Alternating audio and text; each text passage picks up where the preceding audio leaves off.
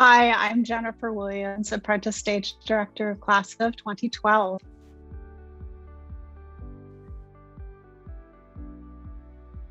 I actually came to directing via music.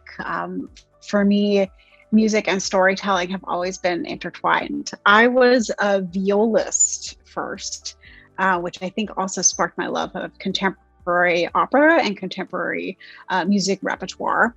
And I began composing, and my compositions had stories. So I began directing the things that I wrote. And when I arrived at the university, my professors independently said to me, if you want to be a serious composer, you need to let someone else direct your work. If you want to be a serious director, you need to let you direct something you haven't written, which made sense. But while neither discouraged me from doing both, I think when I separated those things in my mind, I realized my true story, my true calling as a storyteller was as a director.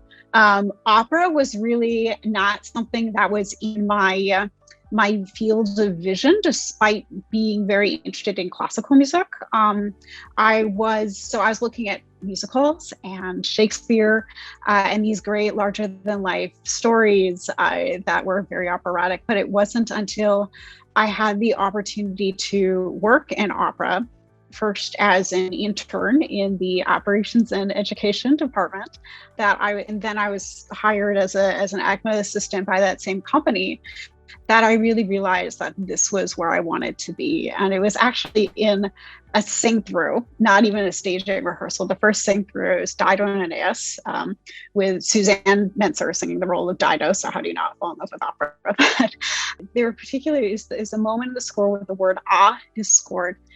And I was so moved by the prismatic nature of opera that in a single instant, a word that in and of itself doesn't have meaning can have a whole prism of meanings. That was very exciting to me.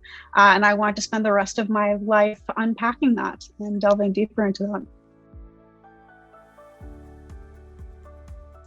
Directing the Merola grand finale. While I had directed many scenes programs by that point before, I had directed full-length operas as well.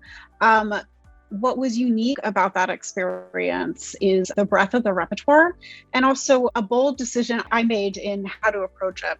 So I decided that I wanted to explore a very distinctive visuality with each piece that I directed, that it would have a very distinct visual world, just like an individual production would. So I experimented with and curated very specific staging methods and styles and techniques that were unique to the world of that scene. And in doing that, I also experimented with, different visual styles I haven't played with before, like expressionism and more of an abstract, things outside of kind of more traditional opera modalities. And I discovered in doing that, I have a very distinctive voice as a director. There are some things that I was able to do that weren't in the industry yet, and that's really something I should be exploring. I think for young directors, it's myself at that time included, it's very easy to replicate things that you see. You spend a lot of time assisting and viewing other people's productions. But at the end of the day, it's your role as an artist to hone your own unique individual voice, just like our singer colleagues do. And I was so grateful for the opportunity of directing the Merola grand finale to be able to dive deeper and really hone my unique voice. I've had the great opportunity of working earlier in my career with these brilliant, influential directors, including David Alden, Barry Kosky, Francesca Zambello. But at the end of the day, the productions that had the biggest impact in my life as an artist were the ones that I did myself. I think the big turning point for me as an artist is when I directed my first site-specific immersive work. And it was right after I returned from Germany, and I founded my own opera company. I wanted to develop my own portfolio of original work that I knew conventional companies wouldn't do at that time. Although that's quite changing now, especially in my upcoming seasons. So the first thing I directed, and I was so lucky to have Jean Kellogg as my mentor as I was building this young company. She urged me to try something small, and that was such valuable advice. And then I proceeded to direct Don Giovanni at the Mayflower Hotel. Uh, but all of her other advice I followed in detail. But I just couldn't help myself, and it was such a great adventure, going into this ballroom, this Art Deco ballroom in this legendary hotel that you might remember from JFK, the Monica Lewinsky scandal. If you are someone in Washington and you want to have a scandal, that's where you go. So it's exactly the type of place that Don Giovanni would go. And so at that moment, I forged a distinctive dimension of my voice as an artist, and that's immersive, site-specific performances that pair the story of the space and its role and identity in the community with the story that's being told in a specific opera. So rather than just sort of doing opera in a warehouse somewhere, having something really meaningful and a design element and concept behind that. And so the adventure of going into this space that was not a theater, where theater had never gone before, I was not constructed to do that, and creating a space rather than building a theater in a space, reimagining what theater could be and what directing and design could be, and using the unique dimensions of that space added a dimension to my artistic creativity and my curiosity that I wasn't expecting at the time, and changed my view ever since.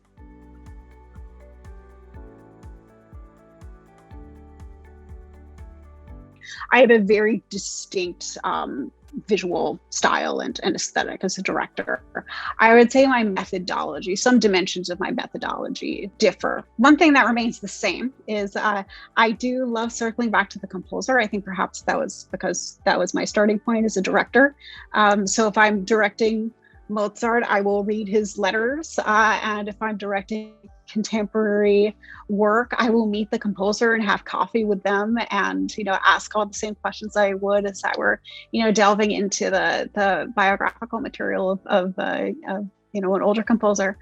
I think the thing that's different is that this legacy repertoire carries a lot of baggage with it.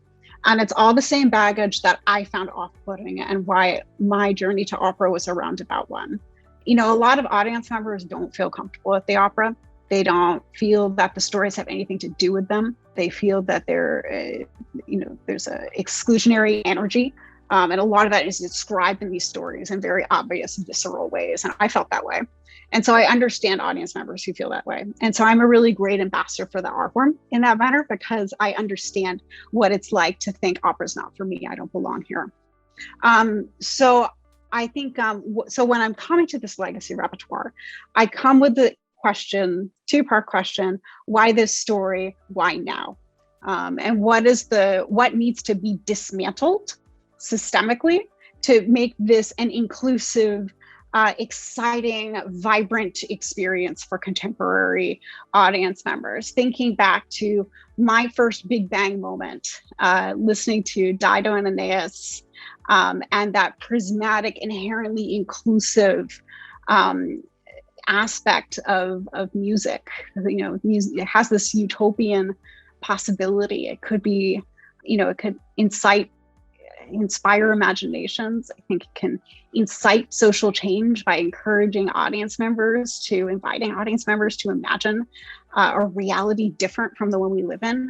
There's so many exciting possibilities, but first, you have to undo some of the things that get in audience members' ways. And it's with older repertoire that's steeped in a lot of these traditions, part of the director's job is to undo those barriers.